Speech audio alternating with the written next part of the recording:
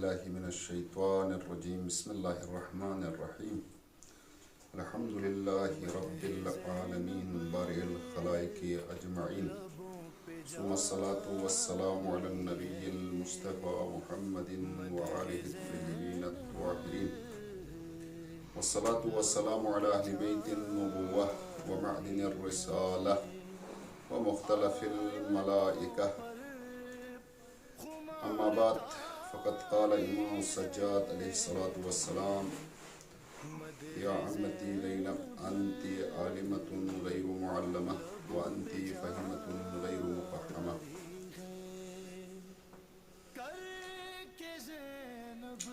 سامعین محترم، ہمارے دیکھنے والے ناظرین، سب سے پہلے ولادت حضرت زینب سلام اللہ علیہا کی مناسبت سے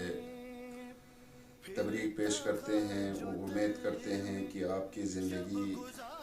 پورے عالم اسلام کے لیے اور بالاخص مومنین کے لیے نمونے کے طور پر پہچانا جائے. امید ہے آپ کے جو سیرت ہے، آپ کی سیرت ہے اور آپ کے جو اقوال ہے، آپ کے جو افعال ہے، اس پر سب عمل کرنے کی کوشش کریں. حضرت زینب سلام اللہ علیہا کی زندگی کے متعدد پہلو ہیں، متعدد ابعاد ہیں. جیسا کہ آپ کے خدمت میں وہ مشہور اور معروف روایت کا جملہ عرض ہوا، حضرت امام سجاد علیہ صلوات اللہ علیہ نے آپ کے بارے میں ارشاد فرمایا، کربلا کے مختلف مناظر اور مختلف مقامات پر آپ کی کردار، آپ کی سیرت کو جب حضرت سجاد سلام اللہ علیہ نے دیکھا، دیکھنے کے بعد یہ جملہ فرمایا کہ امی زینب، آپ ایسی عالمہ ہو جو کسی سے سیکھی نہیں ہے، اور آپ ایسی سمجھدار عورت ہو جو کسی نے آپ کے سمجھ اور فکر کو سکھایا نہیں. یعنی گویا تجرباتی زندگی کے اندر امام سجاد علیہ السلام نے یہ ادراک کر دیا، گرچہ آپ کی زندگی کے بارے میں آپ آگاہ تھے، لیکن جب عملی زندگی کے اندر بھی حضرت زینب نے یہ دکھایا کہ کیسے ان سارے مسائل کے باوجود، کیسے ان ساری مصیبتوں کے باوجود آپ میدان کے اندر استحکام کے ساتھ رہی. تو میں انشاءاللہ اس مختصر مدت کے اندر حضرت زینب سلام اللہ علیہا کا جو سیاسی مبارزاتی جو پہلو ہے، اسی کے حوالے سے کچھ جملے اپنے قارئین کے سامنے پیش کرنے کی کوشش کروں. یوں تو تاریخ بشریت میں انسانیت کا جب سے آغاز ہوا ہے، خلاق لا یزال نے قرآن مجید میں انسانی نسل کی تشریح کرتے ہوئے دو نمونے کے طور پر دو انسان کو خلق کیا، ایک کو مذکر، ایک کو مؤنث، اور ان دونوں کے ذریعے سے انسانی نسل کو دنیا میں پھیلا دیا. تو ان دونوں کے بارے میں جو افکار اور نظریات پائے جاتے ہیں جہان اسلام میں، جہان خارج میں، خارج اسلام جتنے بھی مفکرین آئے ہیں جنہوں نے قلم اٹھائی ہے،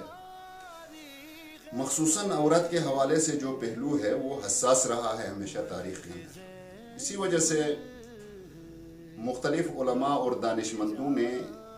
کوشش کی ہے کہ جو مظلومیت عورت ہونے کے ناطے جو معاشرے کے اندر حقوق کے فکری مسائل، اس کے ساتھ جو برخورد ہوتا ہے معاشرے میں، اس کے ساتھ جو رعایت ہوتی ہے، اس کے ساتھ جو اٹھنا بیٹھنا ہوتا ہے، ان سارے مسائل کے اندر یقیناً ہر معاشرے میں افراط و تفریط پایا جاتا ہے. کچھ معاشرے ایسے ہیں جنہوں کے اندر مطلق آزادی دی جاتی ہے، جیسا کہ مغربی معاشرہ ہے. کچھ معاشرے ایسے ہیں جن کے اندر عورت کو کسی قسم کا حق دیا نہیں جاتا ہے، جیسا کہ عرب جاہلیت کا معاشرہ تھا. وہاں عورت کسی قسم کے حقوق سے محروم تھی، نہ تو وہ معاشرے کے اندر کچھ بول سکتی تھی، نہ تو سیاسی مسائل کے اندر مداخلت کر سکتی تھی، نہ تو فکری مسائل کے اندر مداخلت کر سکتی تھی. تو پیغمبر صلوات اللہ علیہ نے جو آخرین دین لے کے آئے، یہ یقیناً انسانی معاشرے کے لیے آخرین پیغام تھا. تو اس پیغام کی ابدیت کو مد نظر رکھتے ہوئے اس کے اندر یقیناً عورت کے حوالے سے جو ابہامات پائے جاتے تھے وہ روشن ہونا چاہیے. پیغمبر صلوات اللہ علیہ کی زندگی کے اندر بھی یقیناً متعدد ایسے سیرت کے اندر آپ کو واقعات ملیں گے، آپ کو متعدد پیغمبر کے بیانات ملیں گے جس میں پیغمبر صلوات اللہ علیہ نے اس حساس مسئلے کے اندر مختلف جگہوں میں مختلف مواقع پہ اپنے کلمات کے ذریعے سے توضیح دیا ہے معاشرے انسانی کو. ساتھ ساتھ قرآن مجید جو ہماری معتبر اور قطعی منبع میں سے ایک ہے، اس کے اندر اس عورت کے حوالے سے جو حقوقی مسائل ہے، جو فکری مسائل ہے، جو عمل کے مسائل ہے، توضیح دیا ہے، تشریح کی ہے متعدد پہلو سے. لیکن ساتھ ساتھ پیغمبر صلوات اللہ علیہ کے خاندان میں ایسے نمونے ساتھ ساتھ تربیت دی کہ وہ جو فکری پہلو تھا، وہ جو نظریاتی پہلو تھا، جو پیغمبر نے تبیین کیا تھا جہان کے اندر کہ عورت کے حوالے سے کس طرح اس کے ساتھ پیش آنا ہے، وہ یقیناً عملی طور پہ بھی نمونوں کی ضرورت تھی. تو حضرت فاطمہ سلام اللہ علیہ اور حضرت زینب یہ دو ایسی نمونہ خاتون ہیں جو رہتی دنیا تک تمام عالم اسلام کے خواتین کے لیے نمونے ہیں. تو حضرت زینب کا جو سیاسی مبارزاتی پہلو ہے، اس پہلو کو مد نظر رکھتے ہوئے آپ نے ابتدا میں ہی ایسے گھرانے میں تربیت پائی تھی جس گھرانے کا پیغمبر کی رحلت کے بعد فوراً ہی ایک مختلف گروپ کے ساتھ جو اسلام کے حوالے سے کاملاً متفاوت سوچتا تھا اس کے ساتھ مقابلہ ہوا تھا.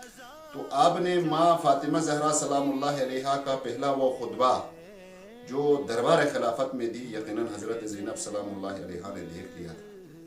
یقیناً آپ نے وہ تمام امامت کے حوالے سے جو کوششیں اور تلاشیں حضرت زینب نے کی تھی، اس کے اندر حضرت زینب بغور مشاہدے کے ذریعے سے دیکھ رہی تھی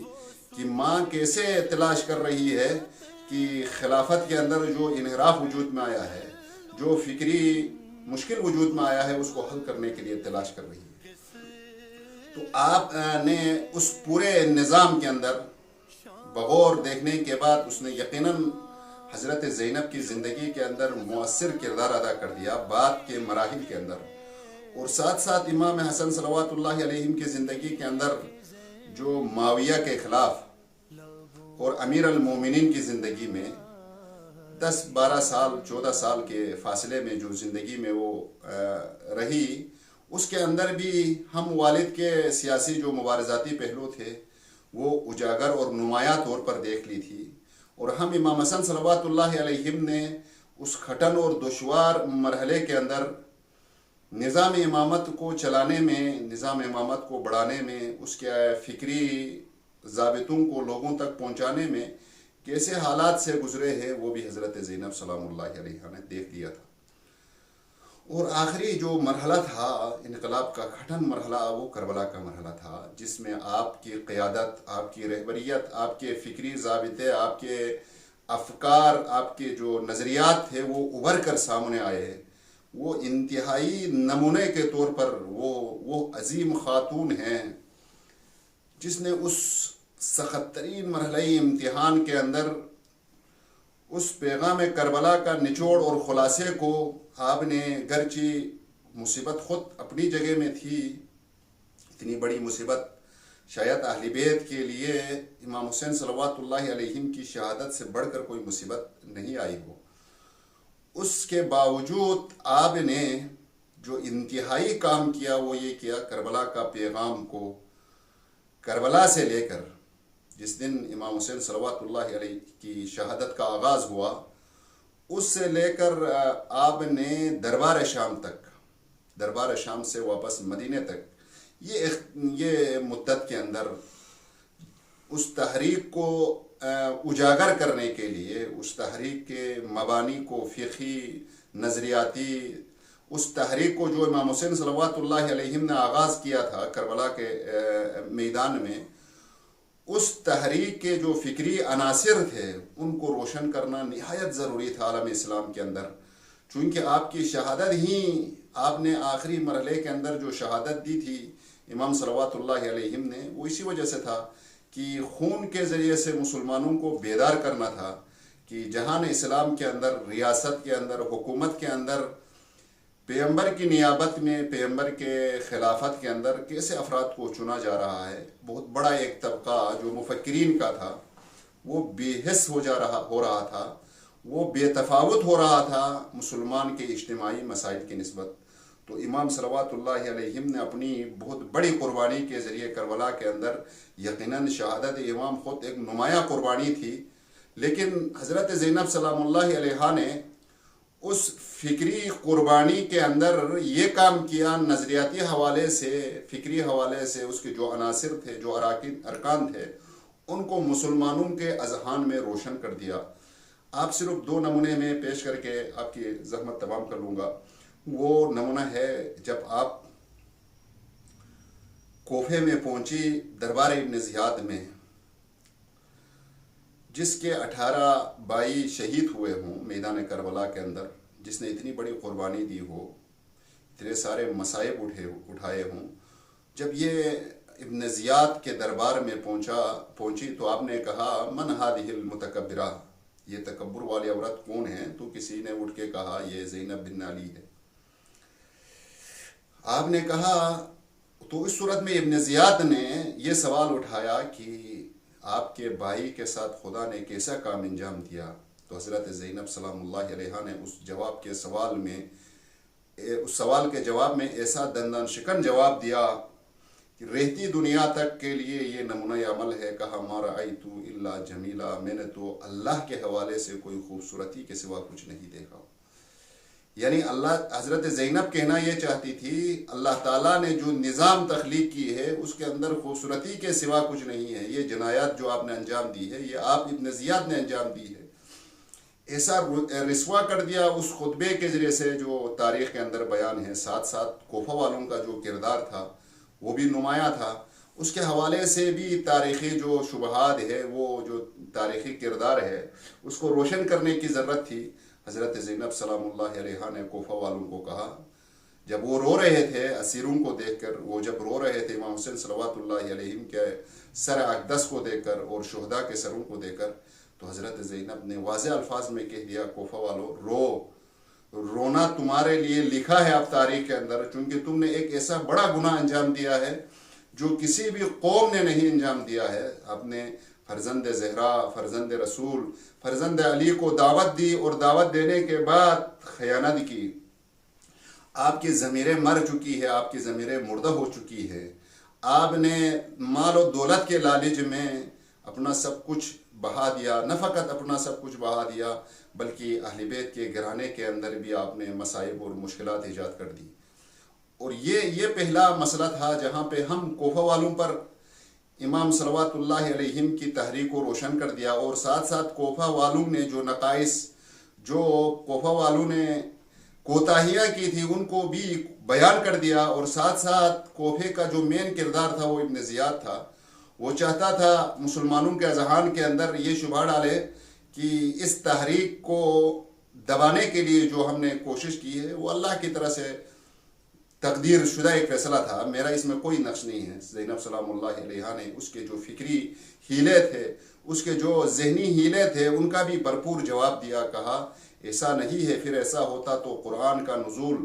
یہ سارا انبیاء 1,24,000 کا آنا، یہ سب دلیل ہے کہ اگر کوئی انسان غلطی کر کے یہ کہے یہ میرے تقدیر نے انجام دیا ہے، یہ اللہ کی طرف سے طے شدہ قانون ہے، تو یہ نہیں ہو سکتا ہے۔ تو آپ نے ابن زیاد کے وہ بہانوں اور ہیلوں کا بھی بھرپور جواب دیا۔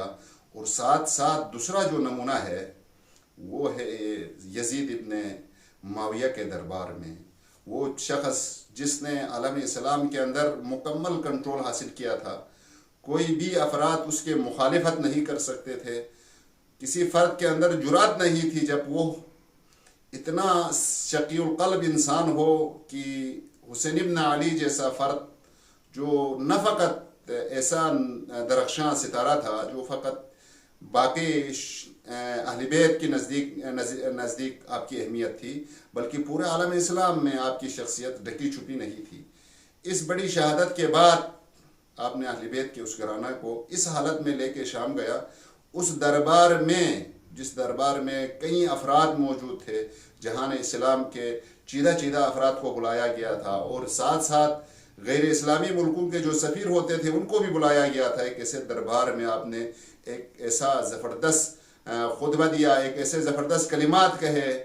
ایسے زبردست جملے کہیں کہ یزید کی جو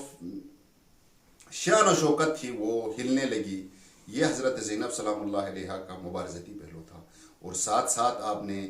مدینے میں واپسی کے بعد اور ہمیشہ آپ جب تک زندہ رہی یہ کربلا کے واقعے کو نمایاں کرنے میں کردار ادا کیا۔ یقیناً اس میں ہمارے لیے یہ درس ہے کہ ہماری خواتین، مخصوصاً وہ خواتین جو